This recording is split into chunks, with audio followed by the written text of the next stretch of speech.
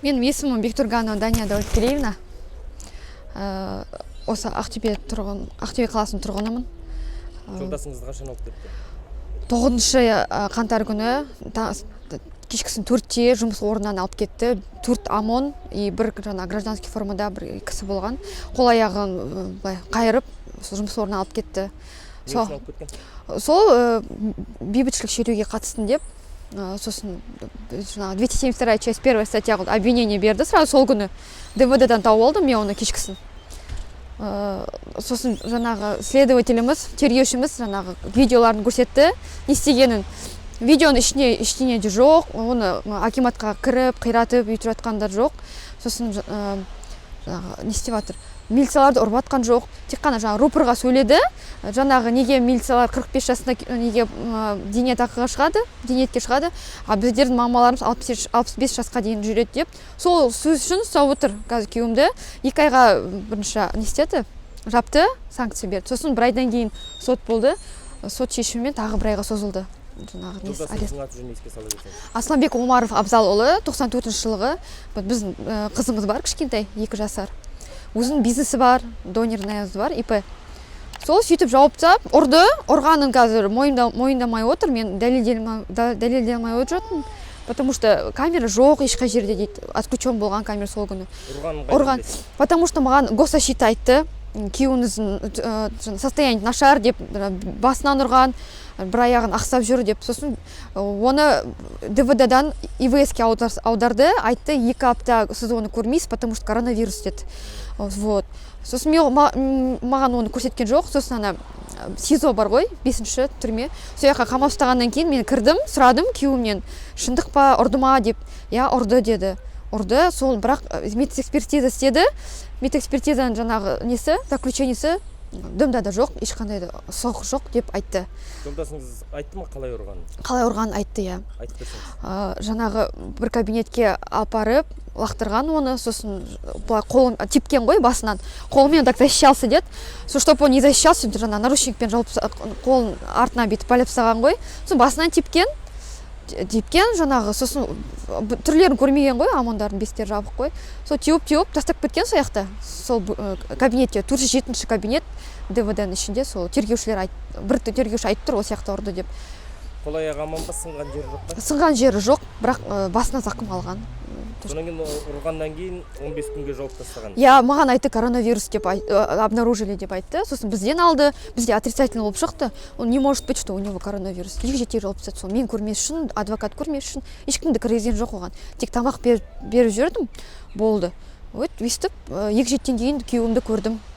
Жолдасыңыз негізі мародерлікке қатысқан? Жоқ, ондай даже дәлелде жоқ оларда. Видеода жаңағы жұртпен бірге жаңа сөйлеп жатыр, рупорға сөйлегені бар. Сосын бір милициялармен айтып жатыр, типа, бауырым не істеп жүрсің дейді, қазақ намысың бар ма деп айтып жатыр, өзінің нелерін ұрып жатсың дейді. Сондай видеолар бар. А так акиматқа кіргені, тас лақтырып үйтіп жатқандары, жаңағы милицияларды ұрып, үйтіп жатқан видеода вообще жоқ. Тек қана осы 17 видео маған көрсетті, разный ракурстарда түсірген. Сол, а так, чтобы біреуді ұрғаны ондай жоқ. Ондай болса, енді мен күйеуімді айтады, ондай болса дейді, мен мойындап отырар едім, үндемей дейді, сені жүгірткізіп, үйтіп қоймайтын едім дейді. Действительно, я не виноват ни в чем деп айтты. Мен өзім білем ғой дейді, енді еркекпін ғой дейді. Бір нәрсе құртсам, еркекше мойындар едім дейді. Қорғаушыларыңыз бар ма? Қорғаушыларымыз бар, я. Мемлекеттік пе жоқ, өздеріңіз? Өздеріміз жалдадық, аха. Мемлекеттікте мен бас тарттым. Неге? Себебі маған ұнамады қалай жүргенін, оны, потому что даже білмеймін, кейбір сөздерді ұнамады айтқандары. Ойын айыптарды алсын деген сөздер айтты? Я жоқ, айтқан жоқ олай. Оны айтқан жоқ. Мен сразу отказалась. Через 3 күннен кейін ба, 2 күннен кейін ба сразу. Мен білдім, что он енді сұрайсың ғой анадан, онша емес деді. Сосын өз басқа адвокат, частный жалдадым. Енді қорғаушыңыз, адвокатыңыз не дейді? Алып шығамыз дейді ма? Постараемся дейді, потому что оның ешқандай дәлелі жоқ. Максимум деп маған адвокат айтты, административный штрафқа оныкі деді. А так, потому что қаланы жарты сөйтіп жүрді сіздің жолдасың сияқты деді. Мен айттым, главное, ешкімді ұрған жоқ қой. Оның қолынан никто не пострадал, ничто не пострадало дедім. Енді білмеймін, ішінде біздің тергеушіміз де келісіп отыр сонымен.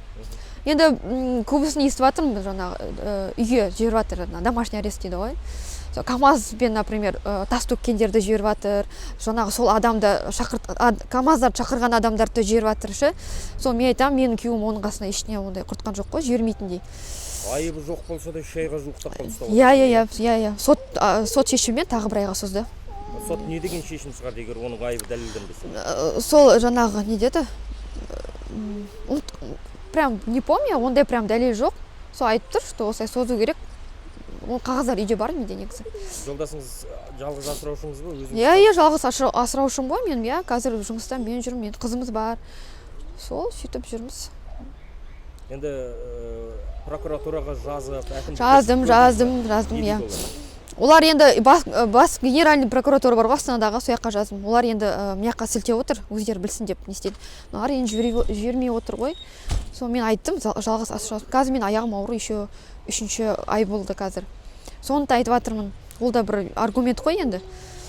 Адам өлтірген жоқ, ештеңе істеген жоқ, білмеймін, не үшін ұстап отыр өйстіп. Бірінші күн ұрды, я в остальные дни его не били.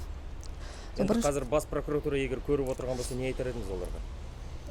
Сол себебін ұстап отқан, осылай адам құсап алып кеткен жоқ үйден. Сол жері маған да тоже задело. Корочкасын көрсетіп, вы обвиняете по такой статье деп алып кетсе де болар еді ғой, ол қашпас еді, жүретін еді. Үйге жұмысқа келіп апыр-топыр шығарып, быт-шыт болып алып кетті. Үйге обыск істеді, например. Ол, к примеру, убийца ма или наркоман ба, ол кім деймін да, чтобы обыск істейтіндей, ол не тығады деп ойлайды екен, қару жарақ жоқ, например, қолында. Сөйтіп, үйді 2-ші күні обыск жасап, сөйтіп кетті. Үйден бірден алып кетті ме? Менің телефондарымды алып кетті, процессорды алып кетті, бірақ ештеңе тапқан жоқ, бәрі чисті болып шықты. Қайтарған жоқ па сол беті? Алып кетті мен сұрап алдым. Бәрі тексергеннен кейін маған қайтарып беріңіз заттарын дедім. Аман ба, сынбап па? Сынбаған жоқтым да, бәрі аман. Сол, немен доверенностьпен алып кеттім. Распискамен алып кеттім. Сол. Енді тергеуші не дейді, енді айыбы дәлелденбесе, шығады шықпайды сондай. Менің ол айтып тұр, дымдады көріп тұрған жоқ, тергеуші ретінде мен қазір жіберіп қояр едім оны дейді, бірақ үстен жаңағы енді сондай приказ тұр дейді, енді ұстасын, пока жіберуге болмайды деп. Аты жөні кім тергеуші? Қыстабай Мейіржан. Ол ештеңе көріп тұрған жоқпын деп айтып жатыр өзі де видеода. Білмеймін, сөйтіп айтып тұр. Енді прокуратура жаңағы біз барғанбыз, аты жөнін есімде жоқ. Зам областного прокурора. Соған бардық, қарастырамыз деген по поводу домашнего ареста или бірінші часть емес, 3-ші частьқа түсірсін деп ше, потому что бірінші часть организатор болып тұр. Менің күйеуім қайдағы организатор, например. Сондай жағдай бізде. 3 ай болады скоро жауып тастағанына.